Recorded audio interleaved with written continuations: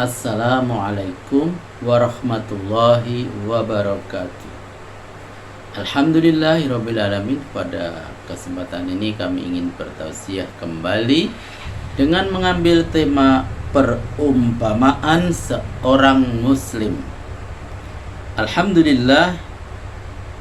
Alhamdulillahilladzi an'ama 'ala bi ni'matil imani wal islam wa nusalli wa nusallim ala khairil anam sayyidina Muhammadi wa ala alihi wa sahbihi ajma'in. Qala ta'ala fi kitabil karim, ya ayyuhan nasu ubudu rabbakumul ladzi khalaqakum wallazina min qablikum la'allakum tattaqun.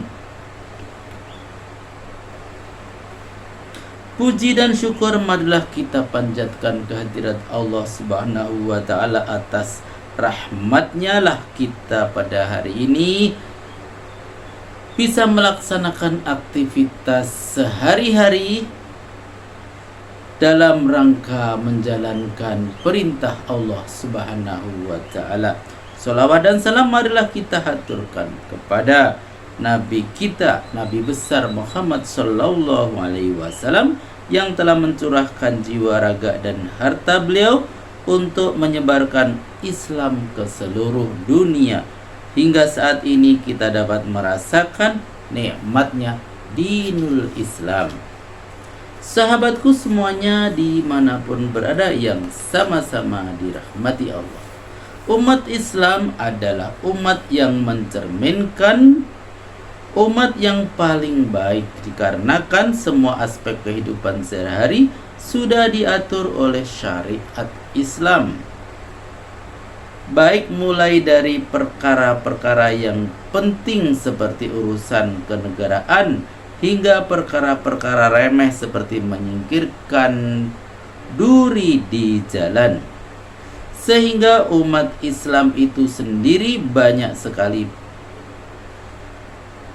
permisalan atau perumpamaannya di dalam Al-Quran dan hadis. Di antaranya perumpamaannya itu yaitu Islam bagaikan satu tubuh.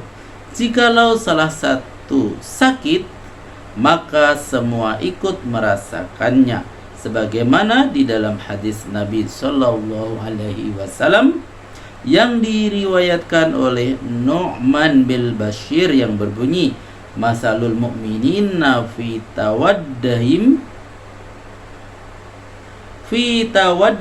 wa tarahmihim wa ta'azufihim masalul jasad idza ishtakai minhu mud'un tada'a lahu sairul jasadi bis sahari wal khumi. Perumpamaan orang mukmin dalam berkasih sayang bagaikan satu tubuh. Apabila satu anggota badan merintih kesakitan, maka sekujur tubuh akan merasakan panas dan demam. Hadis riwayat Muslim. Bila seseorang atau sekelompok mukmin menderita kesulitan, maka yang lainnya juga seharusnya merasakan itu. Itulah makna ukhuwah sesungguhnya. Islam mendorong umatnya untuk menerjemahkan ukhuwah dalam kehidupan sehari-hari agar mereka dapat merasakan apa yang diderita saudaranya seagama, untuk selanjutnya memberikan bantuan apapun bentuknya yang dapat meringankan beban dan penderitaan saudaranya itu. Betapa banyak kaum muslimin di penjuru bumi yang masih belum merasakan ketenangan dan ketentraman hidup. Apakah lantaran musibah ataukah lantaran belum bisa menjalani kehidupan beragama dengan aman karena berbagai faktor yang mendiskreditkan Islam dan umatnya, atau lantaran belum bebas dari penjajahan. Begitu juga dalam masyarakat kita masih banyak orang-orang yang sangat membutuhkan uluran tangan dari siapa yang mampu memberikan pertolongan. membutuhkan sesuap nasi yang bisa mengganjal perut mereka, membutuhkan sedikit uang untuk membiayai anak-anak mereka. Islam mendorong umatnya untuk membantu siapa yang membutuhkan, dan pada hakikatnya menolong orang yang membutuhkan juga berarti bahwa itu menolong diri sendiri. Ada kaidah dalam bahasa Arab yang berbunyi al-jaza'u min jinsil amal, bahwa balasan seperti amal yang dilakukan.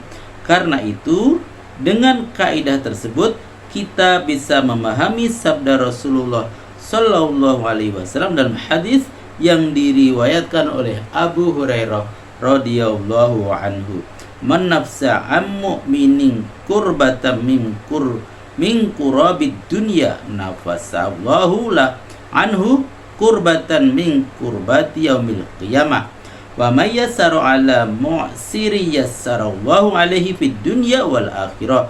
Wa man satara musliman satarahu lahu fid dunya wal akhirah. Wallahu fi aunil abdi maka al abdu fi auni akhihi." Artinya, siapa yang menyelesaikan problem seorang mukmin di dunia, maka Allah Subhanahu wa taala akan menyelesaikan problemnya di akhirat. Siapa yang memudahkan orang yang kesulitan, maka Allah Subhanahu wa taala akan memberikan kemudahan kepadanya di dunia dan akhirat. Siapa yang menutupi aib saudaranya seiman, maka Allah Subhanahu wa taala akan menutupi aibnya di dunia dan akhirat. Dan Allah Subhanahu wa taala senantiasa akan menolong hambanya selama ia menolong saudaranya. Hadis riwayat Muslim. Sahabatku semuanya dimanapun berada yang sama-sama dirahmati Allah. Kemudian Rasulullah Shallallahu Alaihi Wasallam juga mengibaratkan seorang mukmin dengan sebuah bangunan yang saling menguatkan, sebagaimana sabda beliau, "Al-mu'minun lil mu'minin kal bunyan yashuddu ba'duhu ba'dun wa syabbaka asabi'ah." Orang mukmin yang satu dengan orang mukmin yang lain bagaikan satu bangunan, satu dengan yang lainnya saling mengokohkan. Kemudian beliau menganyam jari-jarinya.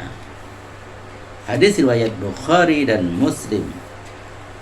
Sebuah bangunan bisa berdiri kokoh dan kuat karena adanya bahan-bahan yang saling menguatkan. Adanya besi, pasir, batu, dan bahan-bahan lainnya, itu yang menjadikan sebuah bangunan menjadi kuat. Itulah umat Islam saling menguatkan antara satu dengan yang lainnya. Pada intinya kita bisa menangkap arti dari saling menguatkan, saling memberi, dan saling menolong, sehingga dari hadis tersebut bisa kita ambil percontohan dari Rasul bahwa orang mukmin satu kepada yang lainnya itu harus saling menolong, harus saling menguatkan, sebab lidi satu batang lebih mudah dipatahkan daripada 100 lidi yang diikat jadi satu. Itulah seorang mukmin yang memberi, saling menolong, saling mendukung, saling menguatkan, seperti bangunan yang kokoh. Tidak mungkin bangunan itu menjadi kokoh kecuali kompak antara pasir, air, semen, dan sebagainya. Dan dari hadis ini juga bisa kita memahami bahwa tujuan daripada hadis ini agar muslim satu dengan muslim lainnya saling menghormati, saling mencintai. Sahabatku semuanya dimanapun berada yang sama-sama dirahmati Allah. Berikutnya, ibarat seorang mukmin adalah seperti seekor lebah, sebagaimana sabda Nabi Muhammad SAW, "Al-mu'minuna masalul nakhlah, inna akalat thayyiban, wa in wadu'at thayyiban, wa iwaqa'at ala udi syajarin lam taksir." Perumpamaan seorang mukmin seperti lebah, apabila ia makan maka ia akan memakan sesuatu yang baik, dan jika ia mengeluarkan sesuatu ia pun akan mengeluarkan sesuatu yang baik, dan jika ia hinggap pada sebuah dahan untuk menghisap madu ia tidak mematahkannya. Hadis riwayat Al-Baihaqi. Memberi manfaat yang banyak kepada salah satu sifat lebah, dan begitu pula sifat seorang mukmin. Bahkan disebutkan dalam hadis bahwa sebaik-baik manusia adalah yang bermanfaat untuk manusia yang lain. Seekor lebah hanya hinggap dan menyerap yang bersih saja, sebagaimana seorang mukmin melakukan hal yang baik-baik saja sesuai perintah Allah dan menjauhi larangannya, menjaga perbuatan sosialnya, ucapannya dan lain sebagainya. Jika ada kebaikan dari orang lain diambil, namun keburukan dari orang lain itu harus ditinggalkan. Juga seorang muslim tidak akan memakan hal-hal yang buruk dan haram kecuali Allah perintahkan untuk memakan makanan yang halal dan baik. A'udzubillahi minasyaitonirrajim. Ya ayyuhan nasu kulu mimma fil ardi halalan thayyiban wa la tattabi'u khutuwatis syaiton innahu lakum aduwwum mubin. Hai sekalian manusia, makanlah yang halal lagi baik dari apa yang terdapat di bumi, dan janganlah kamu mengikuti langkah-langkah syaitan, karena sesungguhnya syaitan itu adalah musuh yang nyata bagimu. Al-Quran Surat Al-Baqarah ayat 168. Sifat lebah terakhir adalah tidak merusak. Di mana ia hinggap dan berdiam, tidak akan rusak ranting atau bunga tersebut. Sifat ini juga dimiliki oleh seorang muslim yang tidak akan melakukan kerusakan dimanapun. Allah Subhanahu wa ta'ala sudah melarang kita untuk melakukan kerusakan di bumi. Wala tufsidu fil ardi sab'a islahiha wa ad'uhu khawfa wa tama'a inna rahmatallahi qaribum minal muhsinin. Dan janganlah kamu membuat kerusakan di muka bumi sesudah Allah memperbaikinya, dan berdoalah kepadanya dengan rasa takut tidak akan diterima dan harapan akan dikabulkan. Sesungguhnya rahmat Allah amat dekat dan kepada orang-orang yang berbuat baik. Bahkan orang mukmin selalu melakukan perbuatan-perbuatan terhadap yang dilakukan orang lain dengan cara-cara yang tepat. Dia melakukan perbaikan akidah, akhlak dan ibadah dengan cara berdakwah, mengubah kezaliman apapun bentuknya dengan cara berusaha menghentikan kezaliman itu. Sahabatku semuanya dimanapun berada, yang sama-sama dirahmati Allah. Adapun permisalan seorang mukmin lainnya adalah ibarat emas. Sabda Nabi SAW, masalul mu'minin masala sabilah az-zahabi inna nafakhat 'alaiha akhamarat wa inna wazanat lam tangkus. Perumpamaan seorang mukmin seperti lempengan emas. Kalau engkau meniupkan api di atasnya, ia menjadi merah. Kalau engkau menimbangnya, tidaklah berkurang. Bagaimanapun emas itu bentuknya tetaplah berharga mahal dan sangat mulia. Jika emas dibentuk menjadi perhiasan, maka akan menjadi lebih mahal dan banyak yang suka. Itulah seorang mukmin. Jika dia bertakwa kepada Allah sebenar-benar takwa, maka di sisi Allah dia menjadi mulia dan berharga. Alhamdulillahirrabbilalamin, telah kami sampaikan tausiah pada pagi hari ini dengan judul Menyambung Silaturrahim, dengan judul Perumpamaan Seorang Muslim. Semoga bermanfaat dan sampai jumpa pada video berikutnya. Billahi taufik wal hidayah. Wassalamualaikum warahmatullahi wabarakatuh.